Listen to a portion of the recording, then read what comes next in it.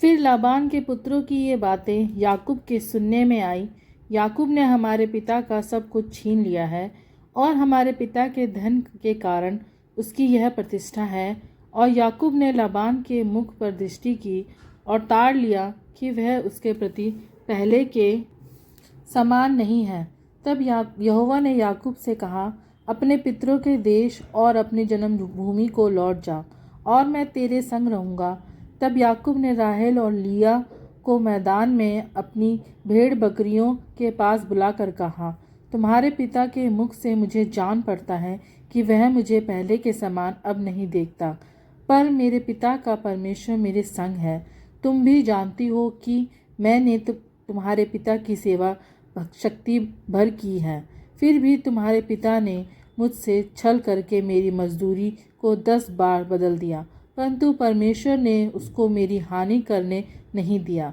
जब उसने कहा, चित्ती वाले बच्चे तेरी मजदूरी ठहरेंगे, तब सब भेड़ बकरियां चित्ती वाले ही जनने लगीं। और जब उसने कहा, धारी वाले बच्चे तेरी मजदूरी ठहरेंगे, तब सब भेड़ बकरियां धारी वाले जनने लगीं। इस रीति से परमेश्वर ने तुम्हारे पिता के पशु लेकर मुझको दे दिए। भेड़ बकरियों के गाभिन होने के समय मैंने स्वप्न में क्या देखा कि जो बकरे बकरियों पर चढ़ रहे थे वे धारी वाले, चित्ती वाले और धब्बे वाले हैं। तब परमेश्वर के दूत ने स्वप्न में मुझसे कहा, हे याकूब। मैंने कहा, क्या आज्ञा? उसने कहा, आंखें उठाकर उन सब बकरों को जो बकरियों पर चढ़ रहे हैं देख कि वे धारी वाले, चित्ती वाले और धब्बे वाले हैं, क्योंकि जो कुछ लाबान तुझसे करता है वह मैंने देखा है। मैं उस बेतेल का परमेश्वर हूँ जहाँ तूने एक खंभे पर तेल डाल दिया था और मेरी मन्नत मानी थी। अब चल, इस देश से निकलकर अपनी भूमि को लौट जा। तब राहेल और लिया ने उससे कहा, क्या हमारे पिता के घर में अब भी हमारा कुछ भाग व अंश बचा है? क्या हम उसकी दृष्टि में पराये ना ठहरी? देख, उसने हमको तो बेच डाला और हमारे रुपये को खा बैठा है। इसीलिए परमेश्वर ने हमारे पिता का जितना धन ले लिया है वह हमारा और हमारे बच्चों का है। अब जो कुछ परमेश्वर ने तुझसे कहा है वही कर। तब याकूब ने अपने बच्चों और स्त्रियों को ऊँटों पर चढ़ाया और जितने पशुओं को वह पद्दनराम में इकट्ठा करके धनाढ्य को गया था, सबको कनान में अपने पिता इसहाक के पास जाने के विचार से साथ ले गया। लाबान अपनी भेड़ों का ऊन कतरने के लिए चला गया था और राहेल अपने पिता के गृह देवताओं को चुरा ले गई। अतः याकूब लाबान अरामी के पास से चोरी से चला गया, उसको ना बताया कि मैं भागा जाता हूँ।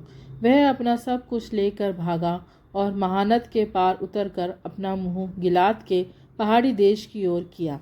तीसरे दिन लाबान को समाचार मिला कि याकूब भाग गया है, इसीलिए उसने अपने भाइयों को साथ लेकर उसका 7 दिन तक पीछा किया और गिलाद के पहाड़ी देश में उसको जा पकड़ा।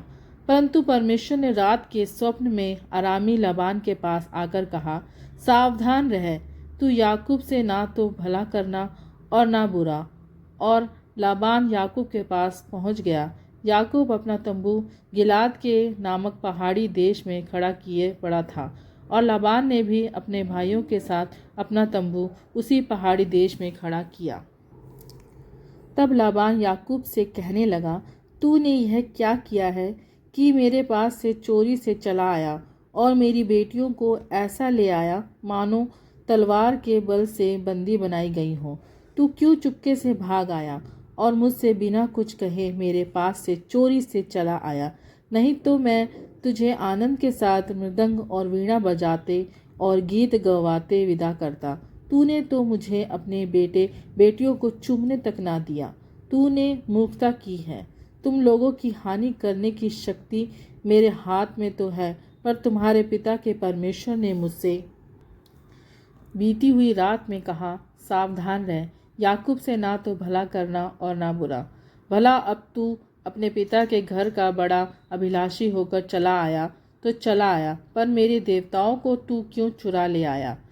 याकूब ने लाबान को उत्तर दिया, मैं यह सोचकर डर गया था कि कहीं तू अपनी बेटियों को मुझसे छीन ना ले। जिस किसी के पास तू अपने देवताओं को पाए वह जीवित ना बचेगा। मेरे पास तेरा जो कुछ निकले उसे भाई बंधुओं के सामने पहचान कर ले ले, क्योंकि याकूब ना जानता था कि राहेल ग्रह देवताओं को चुरा ले आई है। यह सुनकर लाबान याकूब और लिया और दोनों दासियों के तंबुओं में गया और कुछ ना मिला। तब लिया के तंबू में से निकलकर राहेल के तंबू में गया। राहेल तो गृह देवताओं को ऊँट की काठी में रख के उन पर बैठी थी। लाबान ने उसके सारे तंबू में टटोलने पर भी उन्हें ना पाया। राहेल ने अपने पिता से कहा, हे मेरे प्रभु, इससे अप्रसन्न ना हो कि मैं तेरे सामने नहीं उठी, क्योंकि मैं मासिक धर्म से हूँ।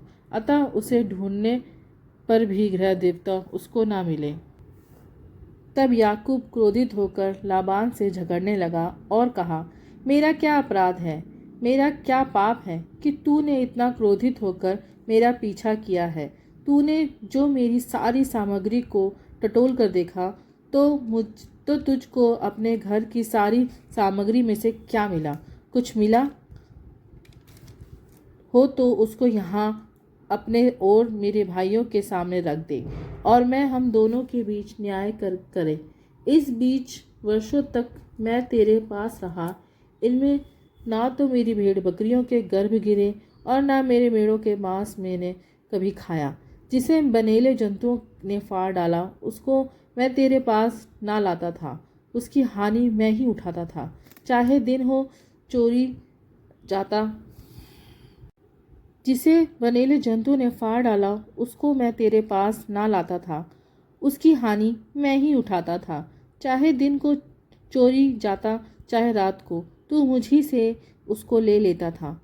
मेरी तो यह दशा थी कि दिन को तो घाम और रात को पाला मुझे खाया गया और नींद मेरी आंखों से 20 वर्ष तक मैं तेरे घर में रहा। 14 वर्ष तो मैंने तेरी दोनों बेटियों के लिए और 6 वर्ष तेरी भेड़ बकरियों के लिए सेवा की, और तूने मेरी मजदूरी को 10 बार बदल डाला। मेरे पिता का परमेश्वर अर्थात अब्राहम का परमेश्वर, जिसका भय इसहाक भी मानता है, यदि मेरी ओर ना होता तो निश्चय तू अब मुझे छूछे हाथ जाने देता। मेरे दुख और मेरे हाथों के परिश्रम को देखकर परमेश्वर ने बीती हुई रात में मुझे डांटा। लाबान ने याकूब से कहा, ये बेटियां तो मेरी ही हैं और ये बच्चे भी मेरे ही हैं और ये भेड़ बकरियां भी मेरी ही हैं और जो कुछ तुझे देख पड़ता है वह सब मेरा ही है। परंतु अब मैं अपनी इन बेटियों और इनकी संतान से क्या कर सकता हूँ? अब आ, मैं और तू दोनों आपस में वाचा बांधे और वह मेरे और तेरे बीच साक्षी ठहरे। तब याकूब ने एक पत्थर लेकर उसका खंभा खड़ा किया। तब याकूब ने अपने भाई बंधुओं से कहा, पर पत्थर इकट्ठा करो। यह सुनकर उन्होंने पत्थर इकट्ठा करके एक ढेर लगाया और वहीं ढेर के पास उन्होंने भोजन किया। उस ढेर का नाम लाबान ने तो यजसहातु था, पर याकूब ने गिलियाद रखा। लाबान ने कहा, यह ढेर आज से मेरे और तेरे बीच साक्षी रहेगा। इस कारण उसका नाम गिलियाद रखा गया और मिज्पा भी, क्योंकि उसने कहा, जब हम एक दूसरे से दूर रहे तब यहोवा मेरी और तेरी देखभाल करता रहे। यदि तू मेरी बेटियों को दुख दे या उनके सिवाय और स्त्रियां ब्याह ले तो हमारे साथ कोई मनुष्य तो ना रहेगा, पर देख मेरे तेरे बीच में परमेश्वर साक्षी रहेगा। फिर लाबान ने याकूब से कहा, तू ढेर को देख और इस खंभे को भी देख, जिसको मैंने अपने और तेरे बीच में खड़ा किया है। यह ढेर और यह खंभा दोनों इस बात के साक्षी रहें कि हानि करने के विचार से ना तो मैं इस ढेर को पार करके तेरे पास जाऊंगा और ना तू इस ढेर और इस खंभे को पार करके मेरे पास आएगा। अब्राहम और नाहोर और उनके पिता तीनों का जो परमेश्वर है वही हम दोनों के बीच न्याय करे। तब याकूब ने उसकी शपथ खाई जिसका भय उसका पिता इसहाक मानता था, और याकूब ने उस पहाड़ पर मेल बलि चढ़ाया और अपने भाई बंधुओं को भोजन करने के लिए बुलाया। तब उन्होंने भोजन करके पहाड़ पर रात बिताई। भोर को लाबान उठा और अपने बेटे बेटियों को चूमकर और आशीर्वाद देकर चल दिया और अपने स्थान में लौट गया। परमेश्वर अपने वचन के पढ़े जाने और सुने जाने पर हम सबको आशीष दे। आमीन।